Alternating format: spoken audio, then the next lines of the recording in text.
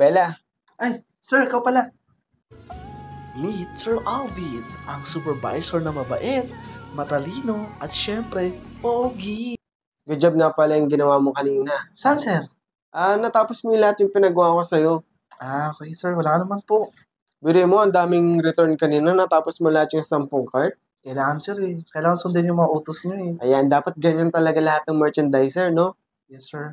Ay, maraming salamat ulit, Bella. Sige po, sir. Thank you po. Paano yan? May na kita dito, ah. Okay, sige. May pupuntahan pa kasi ako, eh. Okay, sir. Sige, ingat, sir. Good job, Bella. Wala ka naman po. Bes, tingnan mo. Meet Carrie, ang kawork mong plastic. Tingnan mo. Si Bella.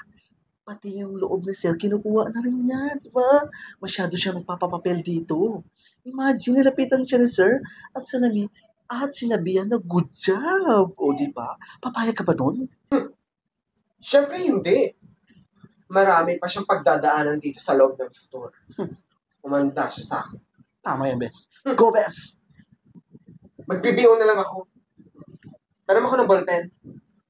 Naku, irami mo naman yung ballpen ko eh. Nakakailang ballpen ka na sa akin, tapos dito na sa uli. Sasauli ko din. Parang sa ballpen, nagpapakilala ka. Ano ba yan, Samantha? Nakailang ballpen ka na sa akin eh. Gusto mo bilang pa kita isang box? Sige na nga, dahil mo sinasabi. Ay! Ano ba yan, Samantha? Luwag-luwag, oh. Ay, sorry. Akala ko kasi tuko ka. Di ba magaling ka namang kumapit? Grabe ka naman makapagsalita, Samantha. Bakit tuko? Bingi ka ba? Ulit-ulit ka.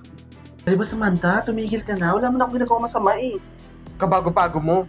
Nakikipag-sipsipan ka agad kay sir. Hindi ako nagipagsipsipan, okay? Tumahimik ka. Pinupuli lang ako ni sir. Tandaan mo tong araw na to. Hindi ka magtatagal dito sa store. Mandak. Bahala ka kung yan iniisip mo. Masyado ka mapapel. Kabago-bago mo. Bahala ka na nga dyan. Ayoko na makipagtalo sa'yo. Makalis na nga.